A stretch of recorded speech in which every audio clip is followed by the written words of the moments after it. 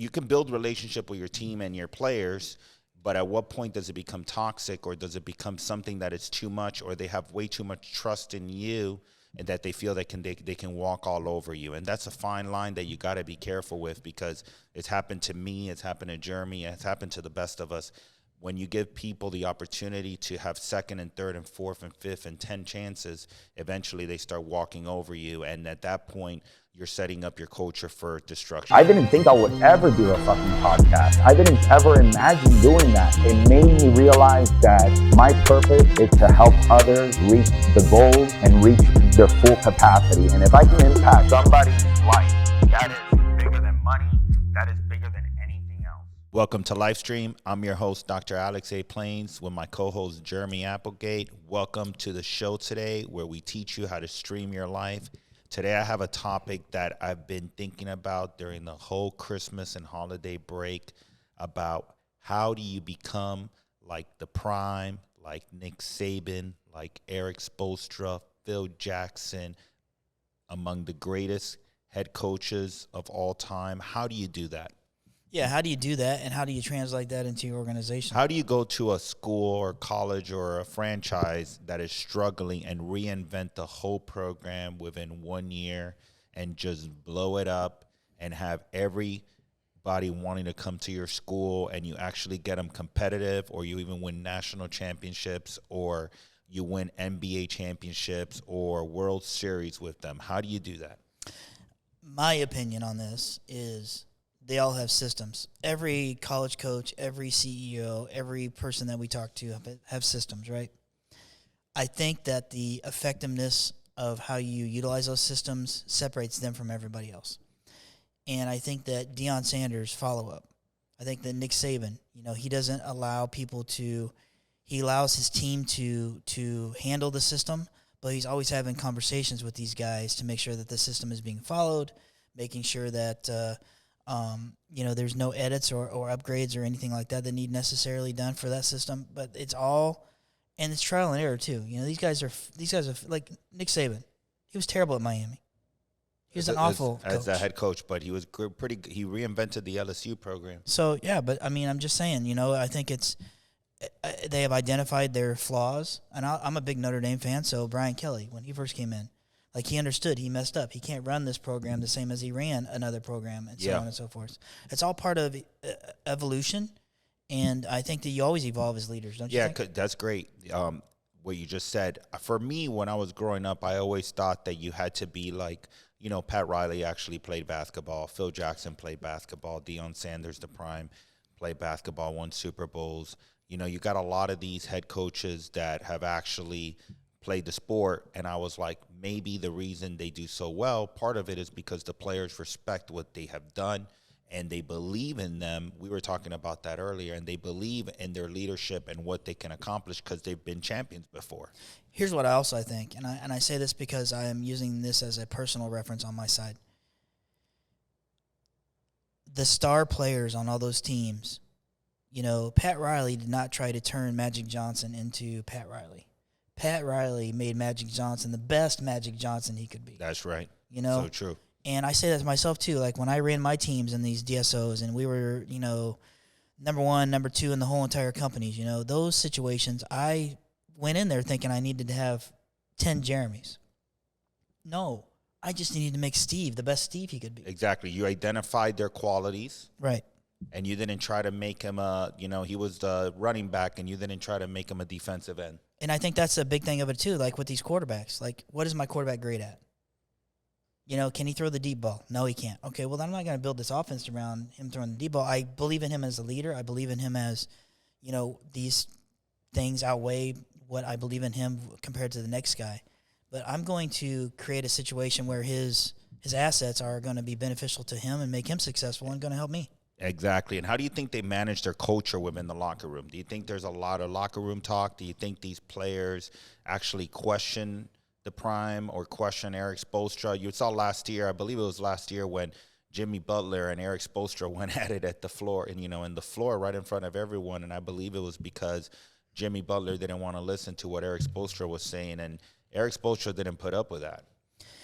I think, my own opinion on this is, and we've seen a bunch of reels about Deion Sanders saying this is how it's going to be, setting expectations, making sure that your leadership team understands those expectations. You put it out there first, and you're like, listen, guys, I'm the head coach. These are my expectations. This team right here behind me is going to make sure you're held accountable to those expectations. And each team member needs to help each other out. Absolutely. Everybody holds everybody accountable. And that's how a successful organization is. I mean, that's why we were so successful. Why we're so successful is because we hold each other accountable and we make sure that things get done. Exactly. So when you're running your company or you're running your business, the reason this topic, related to me so much is because you got to be working as in a team. You're chasing one common goal, which is obviously a championship or a great year in your business. So it kind of correlates. And a lot of these teams, my team is 68, 70 individuals right now. And a lot of these football teams have anywhere from 40 to 50 players that are playing, and they're all focusing on winning that national championship or going into that Super Bowl. Listen, and I'll share the negative side of this. We are working with a doctor right now who does everything. And I'm like, Doc, why are you doing everything? Well, because nobody else can. I'm like, well, why? Are you holding them accountable? Are you following up with them? Are you, fill in the blank? No, I'm not. Well, I mean, that's part of a broken system. That's part of a broken team. And, when you're above 500, that's a great season. Well, you want to win the division every time. Exactly. So how are you going to win the division? What did Tim Grover say when we just listened to him in Miami? He was talking about the people like Tom Brady, Kobe Bryant, when they won that Super Bowl or when they won that NBA final trophy.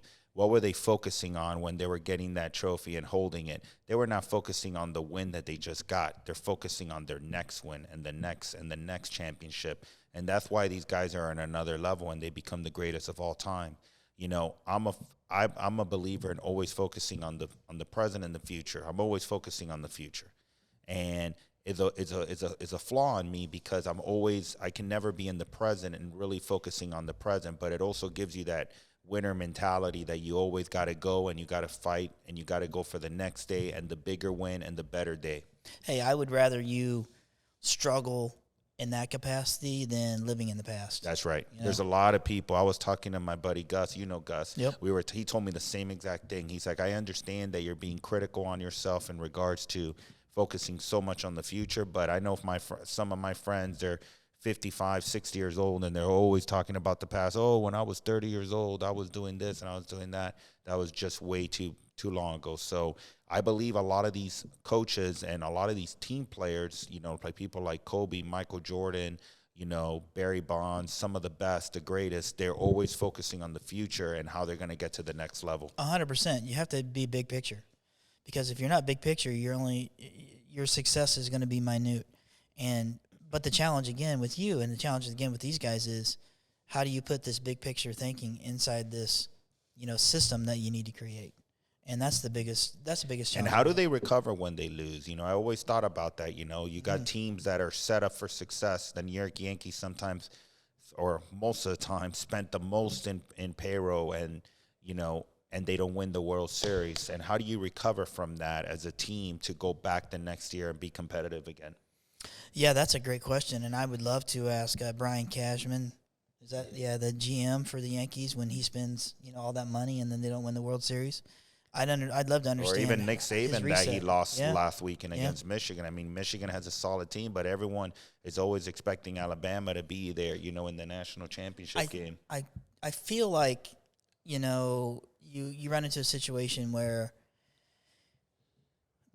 I don't want to say it like this, but I'm going to say it like this. There's always next year. Hey, we failed this year. We're going to learn from it. But you know what? Those failures that we learned that, Milroe, needs to understand how to read defenses better, when he's preparing to pass the ball. Those kinds of things. They identify those things. They fix those things, and they're better ready for the next year. I think that's kind of how people need to start, understanding their businesses. Like 2023, we talked about this in a previous podcast. It helped us identify our failures in 2023. Yep. So what we need to do is build this step in our system to create a situation where those failures or those challenges, those opportunities are mitigated in 2023. Exactly. And by you talking about that, it also helped me come up with with something that I just thought about. What do a lot of these players have to go through to get to the NFL or get into college football or get into the major league, in the Major League Baseball? How do they do that? How do they do that? It takes a lot of discipline since you're a little kid. I mean, a lot of training, a lot of exercising, a lot of drills. I mean, you played football, so you know how many drills and how much stuff you had to do. And what did that create in you? Mindset and discipline. But how do you create that in your business? Yeah. I mean, I would love to. I mean, we could talk about this for another 3 hours because it's important, and it's not. It'll work itself out. You have to have this discipline, and building off of that is how do you push that mindset of we need to focus on discipline to everybody else? That's correct. Like one person focused on discipline will not create a successful organization. You have to have unity, and you have to have engagement from everybody. That's correct. And a lot of these players, everyone is like, but they make money, but a lot of these players don't get paid anything. Yeah. For 22 years. Look at Brock Purdy for Yeah. the 49ers. That guy makes $800,000. And he's a star quarterback. Star quarterbacks are making between 20 and 40 million. They have the best record in the NFC. So, it takes discipline, it takes commitment, and everyone's still focusing on, what they're getting right now. But sometimes you got to put in that hard work and that sacrifice. Dentists, doctors, attorneys, you go to school for 7, 8 years. Some doctors even do 12 to 15 years because they do specialty and another specialty. And a lot of our team members believe in our business that you can just go in there and you can start making a 6-figure salary immediately. But it takes a lot of hard work and a lot of discipline and a lot of commitment. I was watching the series of Deion Sanders, the Prime, going to Colorado. I mean, he single-handedly reinvented that whole entire program in 1 year. Yeah. I mean, the most tickets sold since like in the early 90s. Here's what I love about him. I love a lot of things about him. He was a great football player, forever. But as a coach, he's like, listen, if you don't want to ride with me, I'm cool with that. Like, go ride with somebody else. Exactly. And I think that's a winner's mindset too. He's I want very winners. transparent. He's very, very, very transparent, and he loves to inspire and he loves to motivate. But if you don't do what he asks you to do, you won't be in that team much That's longer. correct. That's correct. He definitely sets expectations, and I think that's where a lot of these CEOs and a lot of these smaller getting into the dental industry, these single practice owners, they're like, well, you know what? I don't need to worry about that right now. So you can build relationship with your team and your players, but at what point does it become toxic, or does it become something that is too much, or they have way too much trust in you and that they feel they can walk all over you? And that's a fine line that you got to be careful with, because it's happened to me, it's happened to Jeremy, it's happened to the best of us. When you give people the opportunity to have second and third and fourth and fifth and 10 chances, eventually they start walking over you. And at that point, you're setting up your culture for destruction. Yeah, I think that, even trying to have conversations about business improvement, it's not so much a conversation of collaboration. It's a conversation of, this is how we should do it, and I disagree with you. Well, we're not people to throw "I'm your boss" in their face, right? But sometimes you need to establish that line and understanding, like, listen, you're still going to respect me, and I love the fact that you're passionate about this because most of it comes from a good place. Yeah. But you're not going to tell me what to do. Exactly. You're going to offer suggestions. We can collaborate. You can offer your suggestions, but we want to make sure that the decision is not based on your personal interests or the decision of one department. It actually helps the whole company, or in a global perspective, which is the most important thing. Well said. So I think these coaches, they got to report to the GM, they report to the VP, they report to the owner, they report to everyone above them, but people don't see that. But they got to make sure they're winning, and they got to make sure the culture's aligned. That's why there's players that go out there, they're the best teams. Look at the Brooklyn Nets. That team on paper was solid. Everyone was like, they'll win the East. Yep. What ended up happening, they have players that are not aligned, players that are not committed, or they are committed, they're committed to themselves, or they don't pass the ball enough. They traded, their stars. Well, why did they have to do that? Right, because there was no team unity. There was no leadership. Team units. I've seen it happen with the Houston Rockets. Yep. I've seen it happen with the Lakers. I've seen it happen with the Knicks, the Denver Nuggets. Throughout my years, I've seen it happen many, many times. So it takes a lot of collaboration, a lot of discipline, and you guys got to respect your owner and you got to respect your coach, whether it's your manager of your practice, whether it's your lead dental assistant, whether it's your manager of your office, whoever it is, you got to make sure you respect them and you lead by example. Yeah, the biggest thing that I'm seeing right now is a dental assistant disagrees with an office manager, and because they don't believe the office manager is doing the right thing, they completely disconnect from that situation and those kinds of situations moving forward. And it can't be that. Like, guys, you guys have to work together. You guys have to be, comfortable being uncomfortable. Yep, exactly. You know, and we're going to stick. That's going to be like, I feel like I need a tattoo, that says that. But we have to create a situation where it's collaborative, knowing that there's going to be one person responsible for making a decision. Yeah, because I missed a couple steps here, but I was talking about people like, Nick Saban or Deion Sanders or whatnot. Like, they're nice guys. They're going to do what they need to do, but don't you dare walk over them or second guess them. That's what happens to a lot of our private practice, that we'll believe that everyone is there for one common goal, and we miss a lot of the blind spots or the people that are really not aligned with winning the championship and getting to the next level and taking care of our patients the way they should. Yep. You don't want those people that are interested in individual stats. Yeah, so this topic, we're going to continue it because it's a very interesting topic. I want to thank you so much for being part of this podcast. There's so many great books that you guys got to read, and one is called Winning or Relentless by Tim Grover. You guys got to check that book out. Subscribe to our podcast, right? Subscribe to our podcast. Any questions, submit them, DM me. You can get always contact with me. Thank you.